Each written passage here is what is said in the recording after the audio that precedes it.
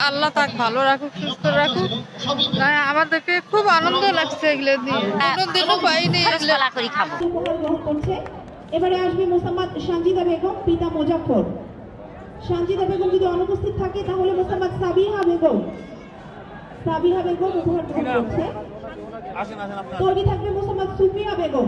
পবিত্র ঈদ উল ফিতর 2026 উপলক্ষে রংপুর সিটি কর্পোরেশনের পরিচ্ছন্ন কর্মীদের মাঝে মাননীয় প্রধানমন্ত্রী জনাব তারেক রহমানের ঈদ উপহার বিতরণ অনুষ্ঠানে এ যেন নতুন বাংলাদেশ গড়ে তোলার এক অভিনব প্রতীক নিয়ে এসেছে।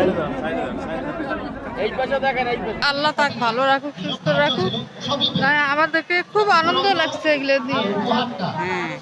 আমরা এই যে দিয়ে আল্লাহ দেয়, আমরা কোনোদিনও পাইনি। করি খাবো। আমরা মাটি ভাড়া দিয়ে থাকি, মানুষের জায়গা থাকি করি, তার মধ্যে 5,000 টাকা করে দিবে, আমাদের কত খুশি। ভাই আমার ঘর ভাঙি পড়িয়ে আছে, আমি ঘর ঠিক করব। মানুষের মাটির মধ্যে ঘর তুলিয়ে আছি ছাপরা, সে ঘর ঠিক করব। পানি পরে ঘর দিয়ে আমার স্বামী মালেকা 15-16 বছর থেকে চাকরি করি, কোনো কিছু পাইলে এবার প্রথম তারেকের হাতে পাইলাম। এখন মনে করো এই টাকা দিয়ে 5,000 টাকা দিয়ে ছাপর কাপড় করবো, ঈদ মার্কেট বাজার খরচ এলে করবো, করিয়ে ছাপক নিয়ে আনন্দ করি ঈদের বাজারে খাবো। বোনাস পাচ্ছি, এমনি চাকরি করি বোনাস পাচ্ছি, কিন্তু এই ঈদ বোনাস পাইনি। হ্যাঁ পাইনি। আনন্দ হইবে এবার ঈদ গরিব গুণীর খুবই ভালো লাগিল, এইরকম তো কোনো বেলা হয় নাই।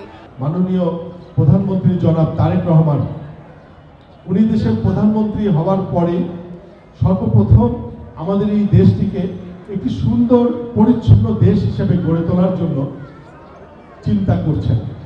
সেই পরিচ্ছন্ন এবং সুন্দর একটি দেশ হিসেবে গড়ে তোলার জন্য যাদের ভূমিকা সবচেয়ে বেশি, যারা এর সাথে অঙ্গাঙ্গিভাবে জড়িত, আমাদের সেই পরিচ্ছন্নতা কর্মী ভাই ও বোনদের জন্য সবার আগে উনি চিন্তা করেছেন যে আমার সেই পরিচ্ছন্নতা কর্মী ভাই বোনেরা কেমন আছেন, তাদের জন্য আমরা কি করতে পারি। আপনারা জানেন যে আমাদের আসলে অনেক কিছু ইচ্ছা করে, আমাদের কাছে মানুষের প্রত্যাশা অনেক, কিন্তু আমাদের সম্পদ সীমিত।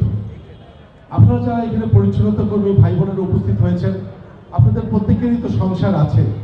আপনারা সেই সংসারের কেউ বাবা কেউ মা, তো সেই সংসারে আপনাদের হয়তো আপনাদেরও বাবা মা আছে, আপনাদেরও সন্তানরা আছে।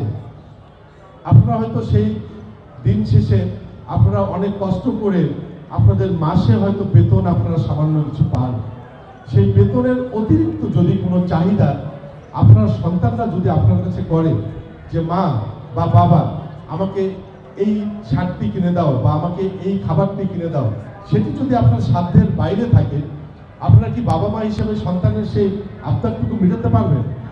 কিন্তু মনে মনে কিন্তু আপনারা কষ্ট পাবেন যে আমার সন্তানটির, আমার এই প্রিয় সন্তানটির আবদার আমি মেটাতে পারলাম না। ঠিক তেমনি কিন্তু আমরা এবং আমাদের যে বর্তমান প্রধানমন্ত্রী আছেন, আমাদের অবস্থা কিন্তু একই রকম। আমাদের এই বাংলাদেশে বেশিরভাগ মানুষই দরিদ্র সীমার নিচে বসবাস করে। আমাদের সামাজিক অবস্থা দারিদ্রতার নিচে, আমাদের সম্পদ কম, কিন্তু মানুষের চাহিদা অনেক। আমরা কিন্তু চাইলেই সব কিছু করতে পারি না। আমাদের এই সীমিত, আমাদের কষ্টে বুক ফেটে যায়, কিন্তু চাইলেই কিন্তু সম্পদ যেহেতু সীমিত, আমরা চাইলেই কিন্তু সেটা করতে পারি না।